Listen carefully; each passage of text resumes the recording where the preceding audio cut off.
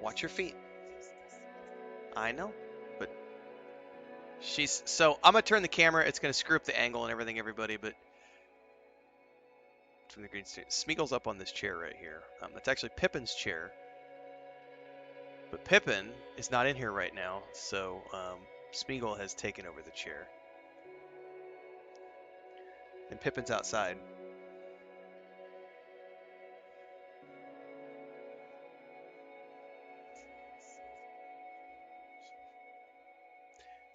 What are you gonna do for lunch? ¿Qué vamos a poner almuerzo hoy? ¿Carne molino o las hamburguesas o los hot dogs? Porque ya compraste. Ok, hamburguesas. Hamburguesas. No, está bien. Voy a terminar en casi 2 o 3 horas para comer. Chris just got back. I didn't realize where she had gone. She had stepped out to go get Leia, one of our cats. It was time for her annual rabies shot. So she went and got her rabies shot. Cracks the Bold says, the wife is bugging me to play EverQuest 2's new Origin server. I've not heard anything about it. Is it any good? I have a video coming out tomorrow, Cracks, that references this. I think it's like, it's on the channel as a premiere. It's either tomorrow morning at like 10 a.m. Central or 4 p.m. Central. Either way, it's on the channel as a premiere on YouTube, so you could just go, it'll show up as one of the most recent videos. You could set a reminder and go watch it. You guys are coming into the new Origin server a month too late. If she's already playing on the Origin server and has a good group of friends, then sure. If the two of you are planning on starting it together, I would not recommend starting on the Origin server. The population has already done one of two things. They've either moved on because the nostalgia wore off, or what's left are the hardcore, we're going to raid our way through the next 2 years of the expansions dropping. So if you want to raid, and that's what you want to do, that's fine. Log in, hurry your asses up to the max level, join a raid guild, you can have fun. But if you are joining to try to recreate that EverQuest 2 experience that maybe you might have in your mind from 15, 20 years ago, it's not going to be there for you. And the reason is because the Origin, any TLP server for EverQuest 1, EverQuest 2, you got about 3 weeks. When a server launches, you got about 3 weeks of everyone in the community being active together and finding groups and everything else. And then the nostalgia wears off and like 85% of the community drops away, and what's left are the people who only want to raid. So if the two of you are wanting to just play EverQuest 2 to get the story, I would highly recommend just going and playing on the free-to-play live servers, get a couple of mercenaries. There are thousands of hours of storylines to enjoy, and that's what my video tomorrow is all about. Should you play it? Is the game worth it for new players coming into 2024, and sort of the discussion around that. It would just be the two of you. The reason I would say no is because this new progression server, the Origin server, is it's far more group oriented than the previous TLE servers they've done in the past. You can't do anything without a full group past like level 5. Like, forget dungeons. You're not doing any dungeons of the game without a bunch of other people. There are still some low level groups to be had, but for the most part, people have either already moved off because the nostalgia wore off, because we're a month into it's more than a month now. I feel like it's like 6 weeks or something. When you're there, if you can be there at the start of a TLE server, when they're first going live, it's great fun. There's always like 20 versions of each instance open. There's tons of people to group with. But by 3 weeks in, 4 weeks in, that's no longer the case because everybody's leveled up or moved on. And those games don't have huge numbers. Like, EverQuest 2 only has about 20,000, 25,000 paying subscribers. And how many of those are actually going over to the new progression servers is not that many. You've got a handful, a few thousand people is all you've got. So it's great when everybody's there together for the first time for the first 2-3 weeks of a server, but once that's happened, and that's just the cyclical nature over the past 7-8 years of the progression servers for EverQuest 1 and EverQuest 2, just as a side note. So I would highly recommend the live servers, though. EverQuest 2 is a great game. There's great storylines. Most of it's voiced. It's a little dated in terms of graphics, but it still holds up okay. And if there's just two of you, you can get mercenaries and you can clear 100% of the content on your own and get 100% of the storyline, which is the way the modern game has been designed. Are you leaving, Spiegel? Or were you coming over here to my desk? Come on. Where are we going? Oh, we're going out. Do I need to open the door? Go show mommy. Anyway, that's the EverQuest 2 stuff. Epic Claw says, have you done the expedition? Nope, and I will not be doing the expedition anytime soon. Probably not while it's live, because I have way too much other stuff to learn about the game.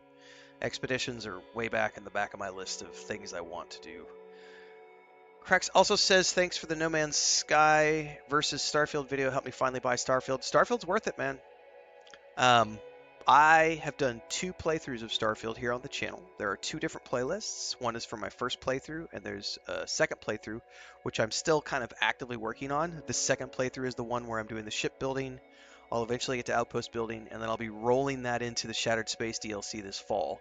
So I will absolutely be playing more Starfield as the year wears on, especially when the DLC drops. Starfield is a good game that has become a great game. I really enjoy Starfield, and I joke about it, but not really. One of the easiest ways to find yourself banned from my channel is to talk smack about Starfield just because you hate Bethesda or you can't handle loading screens. Like the people who just come to bitch. Like I probably on that Starfield versus No Man's Sky video, I've probably hidden about 75, 80 people from the channel so far in the last 48 hours or 24 hours, however long it's been since that video went live. The trolls who come on here just to bitch about Bethesda and bitch about Starfield, bye-bye. Don't need you here. Don't want you here. Happy to take your views. Happy to take your money. But I don't want you here, ruining my community. I very much curate my audience, and I'm only here to celebrate the fun of games with people. So whether we're talking No Man's Sky or Starfield, I won't tolerate any just trolly discussions where people are like, I'm just not gonna. I hate that game. Screw Bethesda. I've had a few people who have said it about Hello Games too, and they've been hidden from the channel as well. Total playtime, I'm at 14 hours, everybody. We're getting up there. Necros has been playing No Man's Sky a lot. Gives me the kind of vibes. Gives me the I kind of want to play Starfield vibes. Biggie D says, been enjoying your videos on No Man's Sky. Well, thank you guys. Necro says the whole loading screen thing is silly. Every game has loading screens. It's just that some games are better hiding. Exactly. We talked about this yesterday in great detail. Yep. We talked about the rock crack. We talked about cloud cover. We talked about ducking into caves. We talked about we listed yesterday during the stream. There was probably 20 different types of loading screens we talked about. It's a great discussion to have, but people are out of their fucking minds when they talk about Starfield and want to complain about loading screens. If you're tuning in for the first time today, everybody, we are live on YouTube and Twitch, multi-streaming like we do every single day. Follow where you want, support where you desire. Bits, cheers, and subs on Twitch. Super chats and memberships over on YouTube. New member video went live for our YouTube members last night. So check that out if you're a member over on YouTube.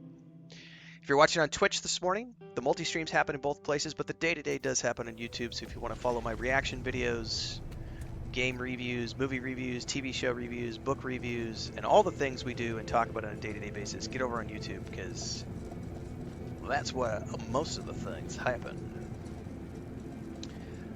Now, we should have passed the time limits that we had yesterday, because yesterday I had a bunch of missions that had time limits on them and required me to, wait. Let's go in here for a minute. Let's check the log.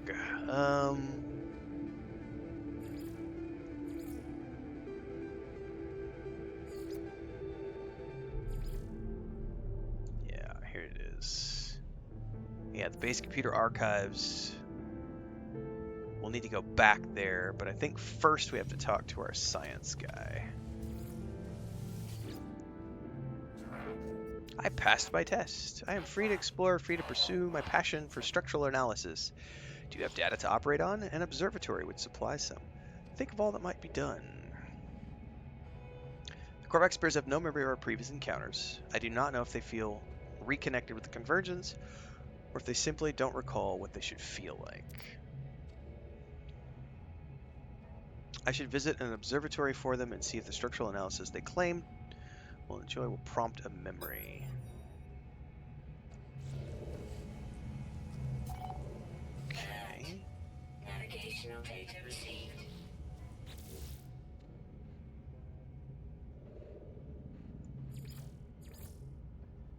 Gather data from an observatory. Okay. Do you have anything? Oh yeah, we've already. Yeah, we are supposed to do the weapons terminal. We'll get to that later because right now I'm doing the stuff that had a time limit from yesterday. Alright.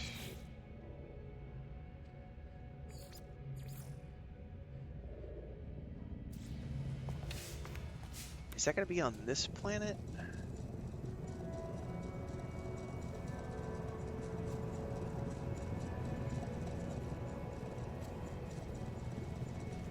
That is over on this planet, I think.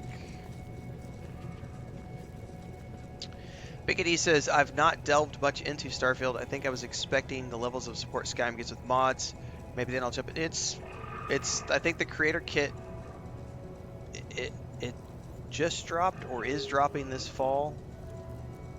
But there are already a bunch of Starfield mods out there, but I think the official, I don't get into modding, so I can't speak to that. I'm pretty sure the mod kit is out there or is coming soon.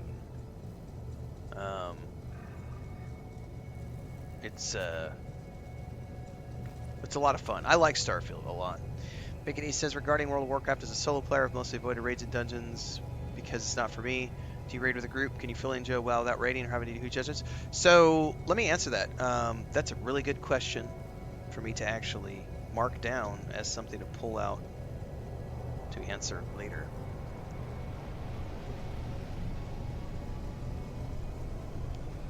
We are at 21 minutes in. So Biggie D asked the question. As a solo player for World of Warcraft, I've mostly avoided raids and dungeons because it isn't for me. Do you raid with a group? Can you fully enjoy WoW without raiding or having to do huge dungeons? So, this is a great conversation before we start our No Man's Sky stream today. First and foremost, modern World of Warcraft is entirely a solo gameplay experience if you're playing on the retail servers.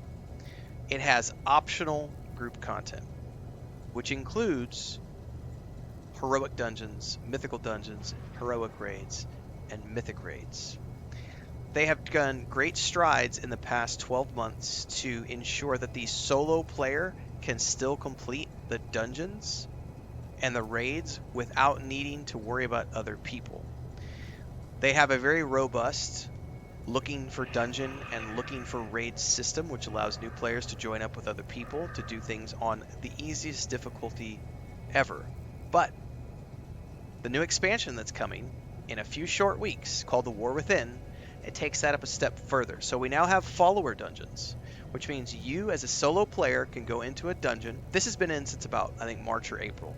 You can go into a dungeon in anything Dragonflight or above, and the game scales that dungeon to you and adds people to your party. They're NPCs. So if you go in with 2 people or 3 people, it pulls however many people are necessary, however many NPCs are necessary, it adds to your group. If you go in by yourself, it adds 4 NPCs to your party of different classes that surround your class. So you can do the dungeons completely solo on story mode. Coming in The War Within are a new series of dungeons called Delves, which are scaling. It's you and an NPC, and you can go in with, I think, up to 3 people. Then in The War Within, shortly after the launch of War Within, they are adding story mode for raids, which means you'll be able to go into a raid by yourself or with a couple of your friends and complete the raids on story mode without needing to rely on anybody else. So the second part of your question is what's getting answered first. Can you fully enjoy World of Warcraft without raiding or having to do huge dungeons? You can if you want to, but if you want to get 100% of the storyline, You can still do dungeons and you can still do raids, and you can choose to do those in the new expansion by yourself, or you can choose to use the looking for dungeon or the looking for raid matchmaking system, which puts you into a queue where you join up with other randos, and it's on super easy mode. No mechanics are necessary to know for the most part. You can run around and not need to know a lot of what's going on. There are some fights where you'll need to know a little bit of the mechanics, but for the most part, anybody can go do it without any previous knowledge or anything else. The other part about that, do I raid with a group? I do. We have a guild on the Moonguard server. We raid on Saturday nights at 8 p.m. Central. Those are streamed here on my channel as a general rule. Our guild is called Risen. We have a very tight-knit community. We are currently closed to recruitment, but we will be bringing new people into the fold over the coming months as we flesh out our raid force for the War Within. We do not raid on heroic mode or mythical mode. We raid on normal mode, which is a step up in difficulty from the story mode. It's just the normal mode. It's very casual, very laid back.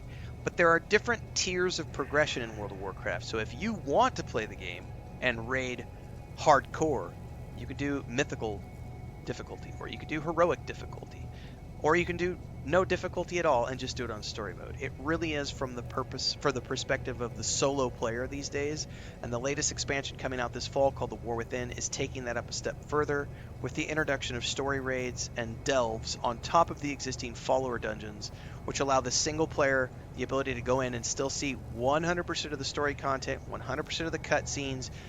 You just won't get all the achievements that you would get from going and doing it with other players. So there is that caveat, is that the achievements are tied to doing things with other players. So hopefully that answers your question regarding World of Warcraft. Necro said I would add most MMOs are solo. It's focused these days. Yep, I actually just have this conversation with somebody about EverQuest 2. I have a video going live tomorrow talking about EverQuest 2 in the modern era, how it's very much a solo RPG. You don't need to group with other players. It's 100% optional. Danielle says, been really wanting to get into WoW recently. Think I might try it when the expansion drops, or should I start playing now as a new player? Wait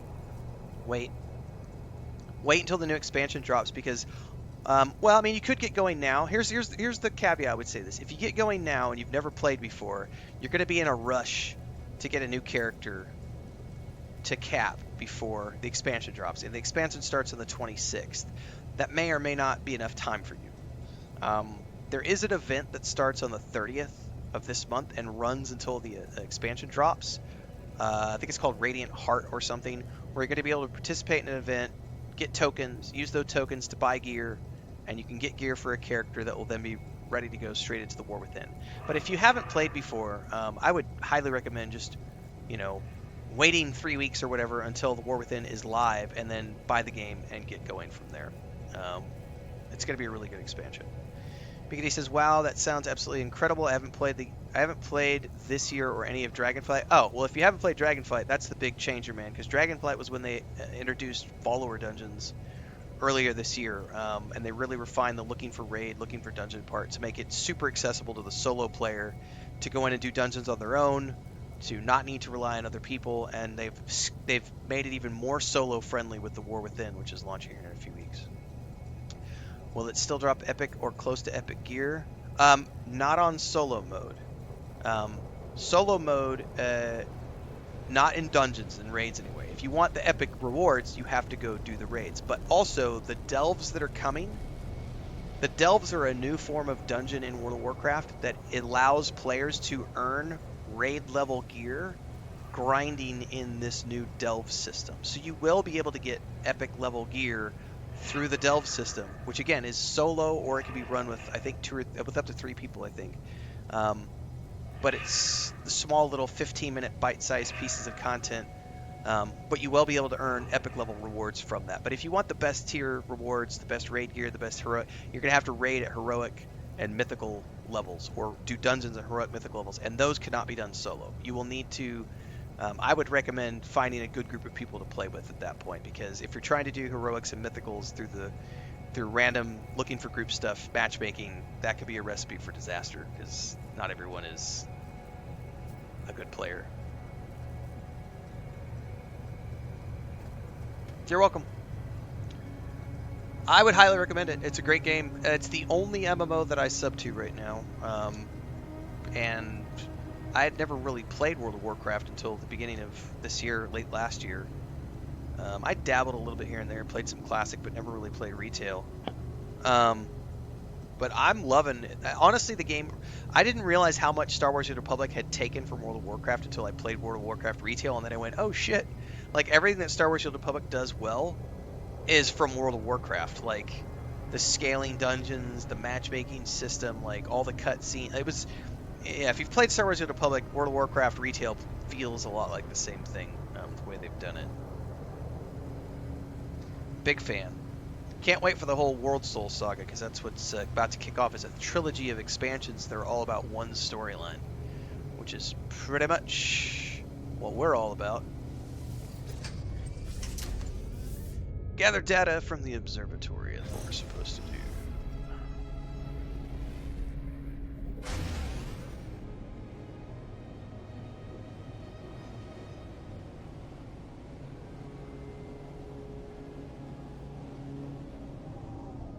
Alright, there's probably some sort of a structure around here.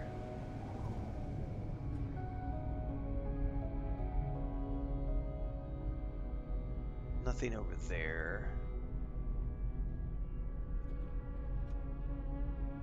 There it is. I guarantee that's it right down there.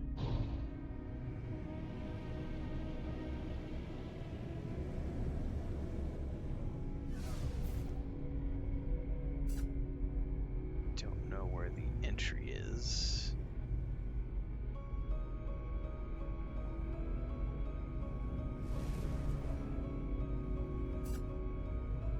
Let's go ahead and sit down.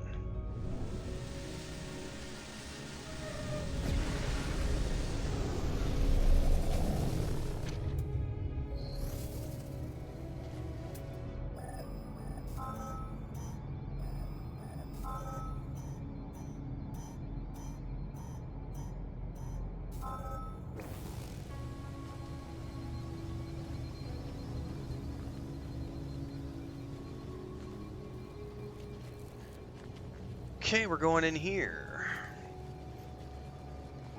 Basilic says, I just watched your EVE Online video last night. Am I still playing? Nope, I haven't played about,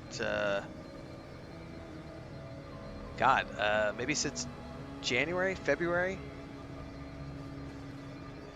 Not since I made those rash of videos. I made a whole bunch of videos. Honestly, I don't remember when that was. It's been a while ago. It's been 6-8 months since I did EVE Online stuff. Who are you?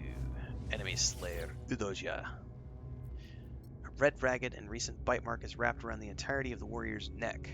Claw marks scar their chest, and their exosuit lights flash red. The wound appears to be infected, host to strange green spores.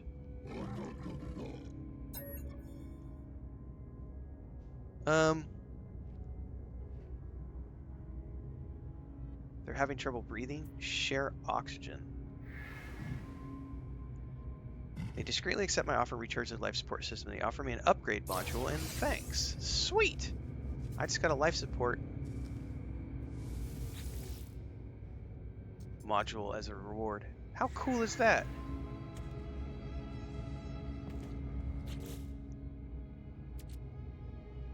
Can I install it?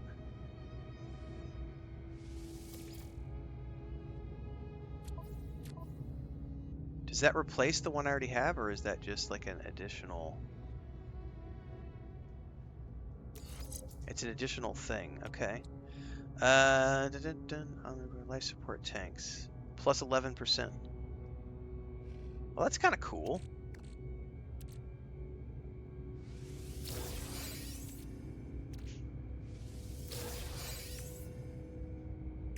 A bunch of stuff I could analyze that I hadn't analyzed before.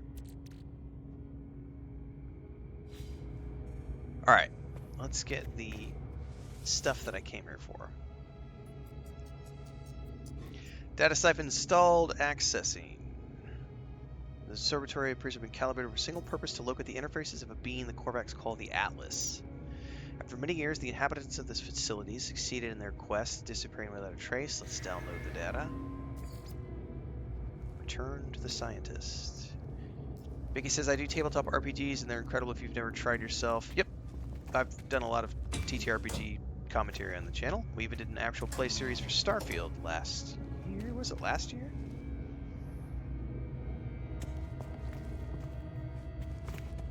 I've actually written and published Tabletop RPG, 5th edition supplement. It's the most recent game dev project I worked on with my brother and my wife. We launched a 5th edition Tabletop RPG rulebook with a level 1 to 4 adventure module in it, and along with that, the first novel in a series, kind of like Dragonlance, for those of you who like it, and a point-and-click adventure game.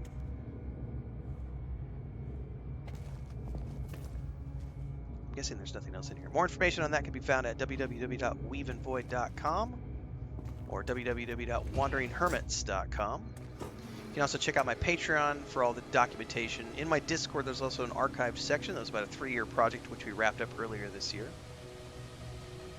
I also am the founder of Stormhaven Studios, which publishes the Embers Adrift MMORPG, which was previously known as the Saga of Lucemia MMORPG, based on my Saga of Lucemia book series.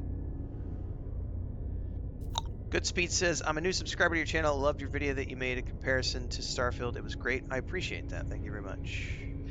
Vaseline says, any reason why you stopped EVE Online? Yep, I'm a variety streamer. I don't play one game. I play many, many, many games. Most games on the channel get a run of at most 2 to 3 months, woven in with lots of other things. But I generally play 10 to 15 games a month. We do lots of first impression videos. We do early thoughts videos. I do TV film reviews, book reviews. We do tabletop stuff. We do gaming news. We do reaction videos. I do all sorts of stuff. I am a full-time content creator and streamer on YouTube and Twitch. Daily streams happen at 11 a.m. in both places. But yeah, I play a lot of different games. No, it was a casual thing in the background for like 2 months, maybe 3 months. It was what I'm doing with No Man's Sky right now is what I was doing with EVE Online when that was happening. And I've also done other things. Usually there's one game that's like the main game, and if it's a big game, it might be something that takes up everything for a few. Like I think the most recent would have been my second. Right now we're doing No Man's Sky, but just before this was my second playthrough of Starfield.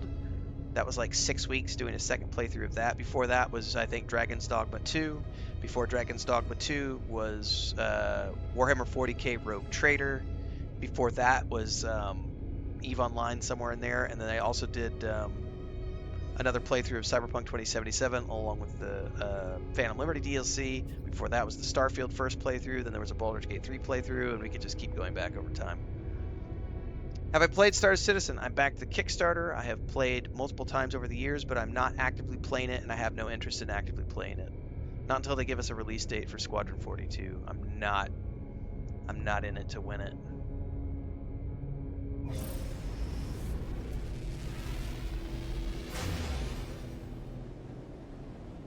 Interested in it, can't wait to play it. Squadron 42 is my main interest, not Star Citizen, but until they give us a release date, I very much I think I've dropped in about every 2 years. I'll drop into the alpha and check it out. I am due to check it out again for the first time in a while. Also, I have a new PC now that has a 4080 in it, so I'm very curious to see how the current iteration of Star Citizen plays on my new rig. So probably in the next couple of months, I might drop into Star Citizen just to take a look at it. But I don't actively play it, and I won't until they agree to launch it.